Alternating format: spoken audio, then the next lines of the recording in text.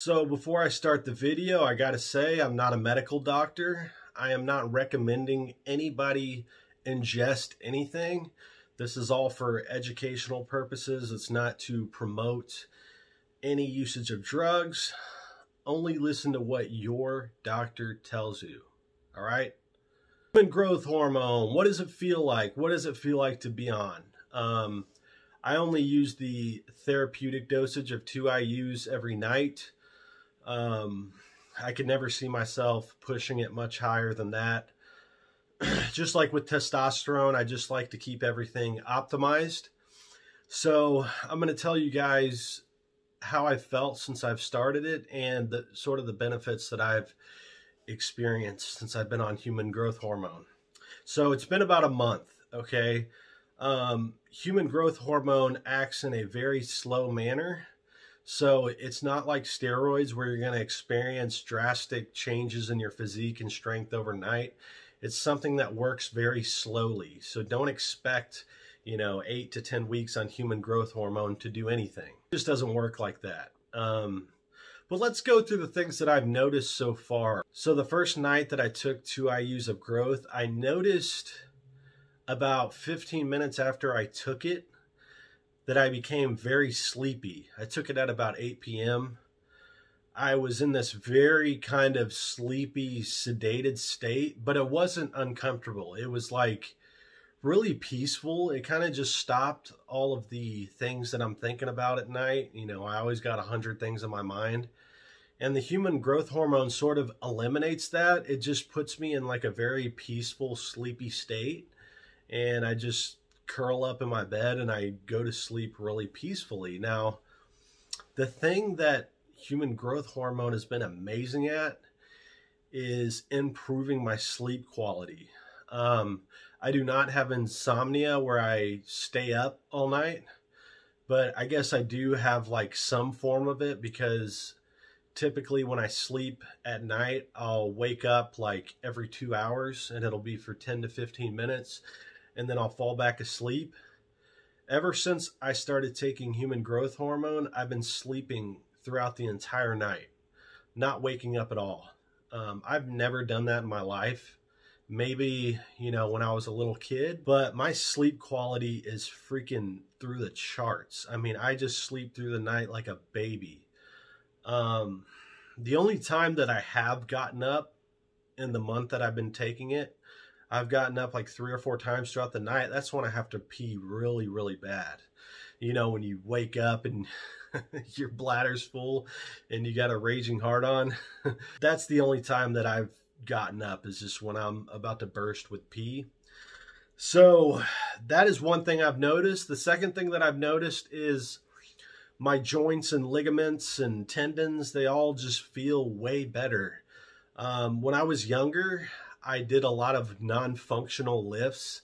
I emulated a lot of bodybuilders, and if you aren't aware of it, bodybuilders do a lot of non-functional movements to work certain muscle groups, and it's awful, man. And I screwed my shoulders up, elbows up. When I was younger, I started getting tendonitis in my elbows, my shoulders, all that stuff. Since I've been taking the growth, there's been a lot less popping and snapping and just, a lot of pain from the damage that I did when I was younger. My joints feel way better. So the things that I can't speak on yet when it comes to human growth hormone is supposedly supposed to come with long-term growth hormone usage, like extra muscle building. It's supposedly supposed to be anti-aging. It's supposed to increase the thickness and density of your bones. There's a lot of things that I just can't feel yet because I haven't taken it long term. It's only been a month. But just so you know, human growth hormone is supposed to indirectly stimulate muscle growth through the release of IGF-1. So it doesn't directly increase your muscle and strength performance. It indirectly does it from the release of the IGF-1.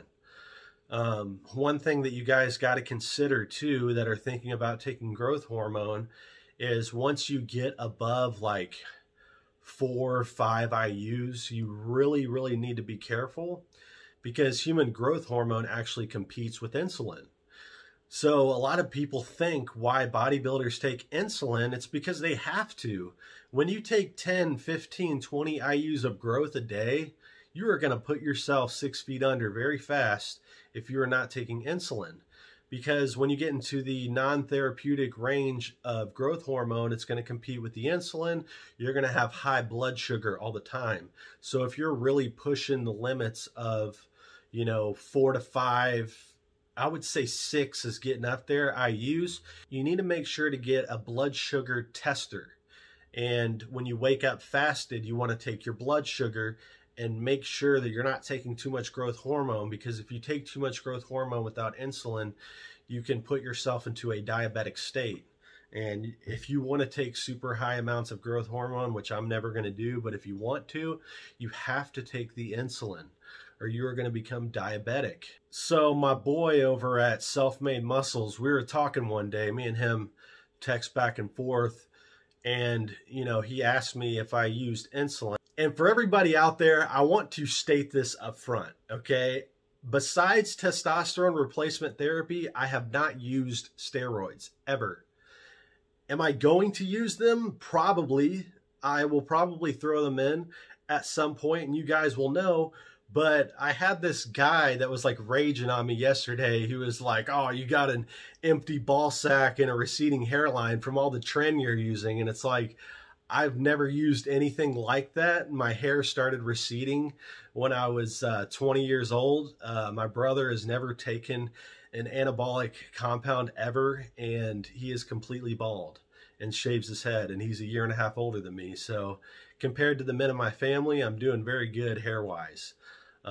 Everybody is pretty much super bald. So I just want to be open with my subscribers. The only thing I've taken so far is SARMs. I did 1 cycle of SARMs, and I've been on TRT ever since. So that's all I've taken. But getting back to the point, I was talking to my boy over at Self-Made Muscles, and he made a very good point. He's like, if you're a bodybuilder that's taking in 7,000 to 10,000 calories a day because you have an insane metabolism, I mean, a lot of bodybuilders get so big that they end up eating a whole lot of food.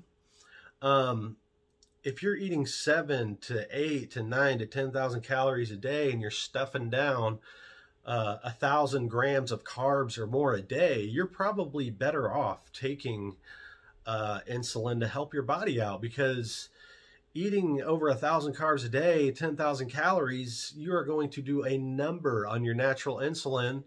I'm not a doctor and I'm not recommending anything, but you have to think about it. In my case, I put on size so easily, not just muscle size, not saying that I'm like super huge or anything, but just in general, fat, bulk, weight, I can put it on so easily. I can gain 10 pounds in a day if I go off on food. So I'm not a person that eats a super high amount of calories. So there's really just no point for me to even think about insulin. I usually start my diets on like 2,500 calories, and I've gone all the way down to like 1,500 calories, just depending on how lean I want to get. And as you guys know, once you start dieting, you're going to hit a plateau, and then you got to lower your calories. So I'm not one of these guys that are blessed that can start their diets off on 4,000 to 5,000 calories. If I ate 5,000 calories every single day, I'd be over 300 pounds. So I'm not one of those guys that will ever use insulin. There's really not much that I can say on the growth. The reason why I started taking it in the first place is to see if it enhanced my life by any means, and it has. The amazing thing about the testosterone and the growth hormone that I've noticed is my moods and my energy are very stable every day. So like before I got on testosterone replacement therapy and growth hormone, I would have days where I felt very energetic, but I would also have a lot of days where I just randomly felt sluggish. And like my lifestyle is always the same. I always sleep 7 to 8 hours. So everything was kept the same, but I would just have these random days where I was just dragging, and I was having to drink loads of caffeine, and it just wasn't doing anything to me on those days that I was so freaking tired. So the one thing I have noticed when I've got on the testosterone therapy and the growth hormone therapy is everything is stable. I can wake up and know how I'm going to feel the next day, and that's what I freaking love.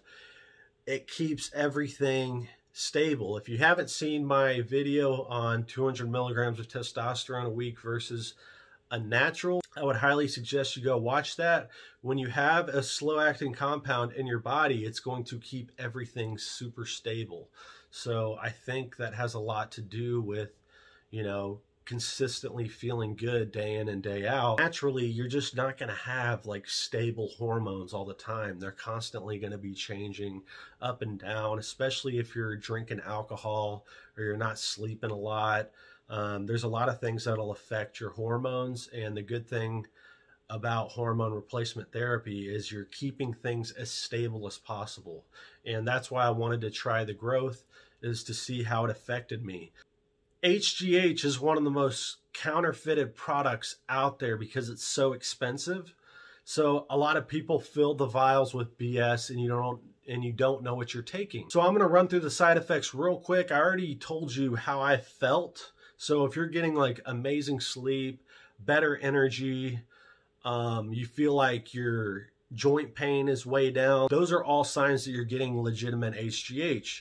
Now, a common side effect that people get with HGH is their hands swell or their feet swell, okay? It's not drastic. If you clean your diet up, in my case, it goes down. So it's my feet. Like, I have very veiny, like vascular feet naturally. So when I started taking HGH, I was kind of eating a lot of junk, and my feet just blew up. Like, you could not even see the veins in my feet. I could barely fit into my shoes anymore because they were just so wide. And like, after going through a week of that, I was like, I'm definitely going to stop taking this if my feet are just going to be huge. But I ended up cleaning up my diet, and that went way down. Like, now my feet are pretty close to normal. They are holding a little bit of water, but it's not anything drastic. Like, when I first saw it, like, if anybody looked at my foot, they'd have been like, what the hell, dude? What's wrong with your foot? It was just so blown up with water. It was crazy. So I would look at all the possible side effects, and I would say that's the most prominent one. For people that are buying it off the streets, it's like, in hindsight, it's kind of good to see those common HGH side effects because you know you're getting legit stuff. You should feel benefits, okay? If you're taking it and your sleep is still shit, it just feels like you're taking nothing, it's probably bunk HGH. The most counterfeited thing that they use instead of HGH is HCG. So what a lot of people will do that buy it off the street is they'll get a pregnancy test. They'll fill the vial up and they'll squirt some of the water onto the pregnancy test, and if it tests positive, then it's HCG. For those of you that don't know, when women are pregnant, they actually produce a ton of HCG in their body, and when they pee on those tests, that's what it's picking up, the amount of HCG in their body.